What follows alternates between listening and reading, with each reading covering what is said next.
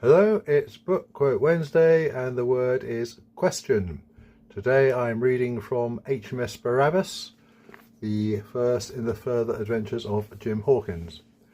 Jim has been press ganged onto HMS Barabbas. He is still vaguely hopeful that he has the situation in hand, and he is about to get himself inextricably entwined through a very old trick.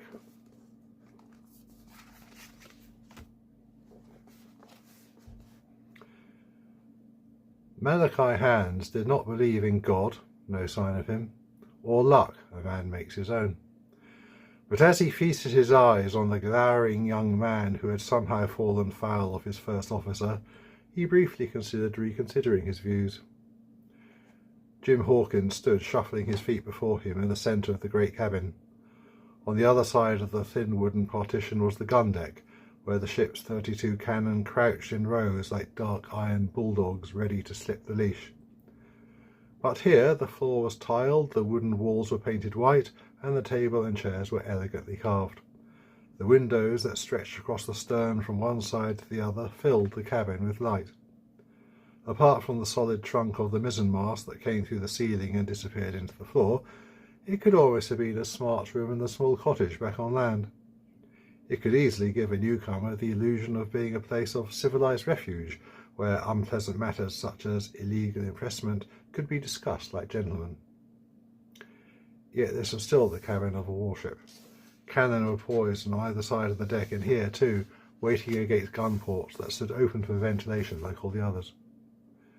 Hans sat at his bureau, an elegant creation of light satinwood with gold inlays. He gestured with his cane that Hawkins should come to stand before him. Bale closed the door to the cabin and stood silently with his back to the partition. The captain addressed the newcomer sternly. "There is not enough space on board one of His Majesty's vessels for misunderstanding, Hawkins, so let us understand one another. I am Captain Malachi Hands of His Majesty's ship Barabbas by appointment of the King. You are someone of no importance whatsoever, who has worked in and is now a medical student. However, both those qualifications do make you of interest to the ship's company. What do you say?" He could see Hawkins choosing his words and his tone carefully, now that he had been given permission to speak. "Begging your pardon, sir, but I am an apprentice and should therefore not be here at all." Hans suppressed a smile as he sensed Bale tense up. He saw no point, for the time being, in unleashing the full force of his first officer on the ship's newest recruit. That might come in time. "Sadly, the press gang is more powerful than either of us, but he must have done something to attract their attention in the first place. Do you have experience of the sea?"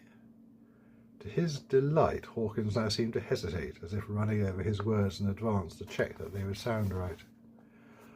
"I was a cabin boy on a single voyage," Hawkins admitted. "Just a cruise. I was engaged by a friend of the family."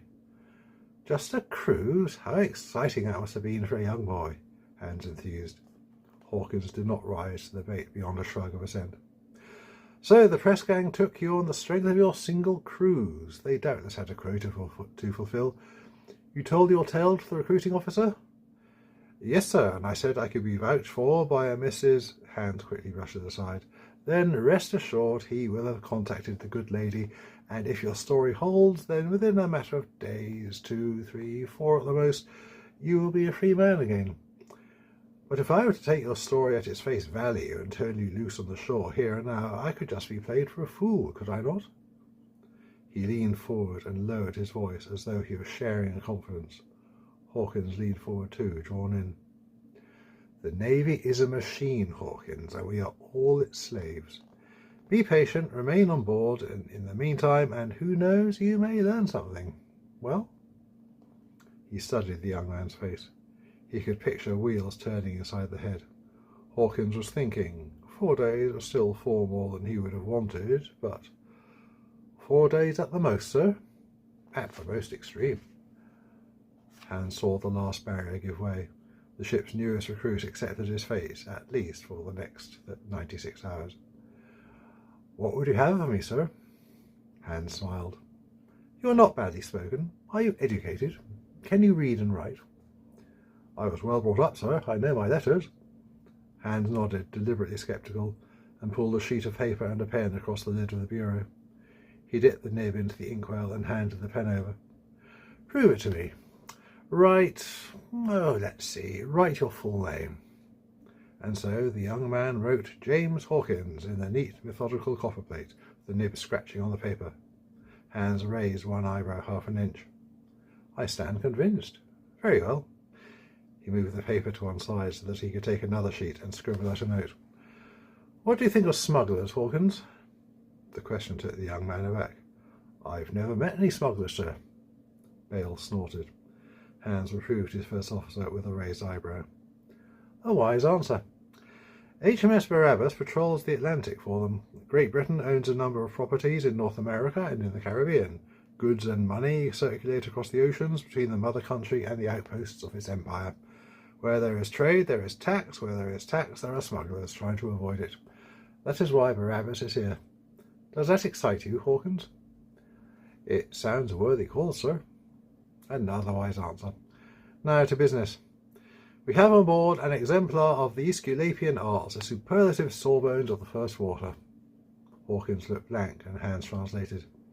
A very good doctor. Does that not describe Dr. Willicott, number one? Could heal a rainy day, sir. Bale agreed. However, he does suffer from overwork from time to time. It is my opinion he could do with an assistant, and that assistant should be you. Number one, have Hawkins introduced to Dr. Willicott. Hawkins, he handed over the note he had been scribbling. Give this to him. Do you have any questions? No? Good. Hawkins had not been around long enough to know when he was dismissed. The young man stood there, feet shuffling in uncertainty, until Bale barked an order that propelled him from the cabin. Bale lingered in the doorway, however, and shot a final look back at his captain. Hans recognised it all too well, the look of his first officer trying to guess what was going through his mind. He met Bale's backward glance with a bland look of his own that said nothing. Bale accepted defeat and closed the door behind him, leaving the captain alone in his cabin. There was a locked compartment in the middle of Hans's open bureau. He opened it with a key that hung from a ribbon around his neck.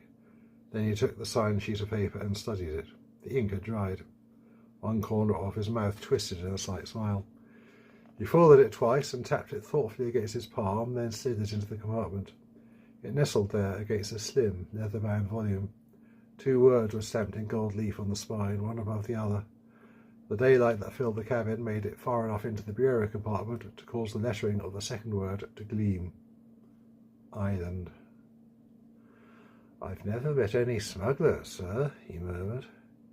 He rested his hand on the book for a moment, then closed and locked the compartment again with a decisive click. Remember, you can buy my books at www.benjeeps.com. See you next time.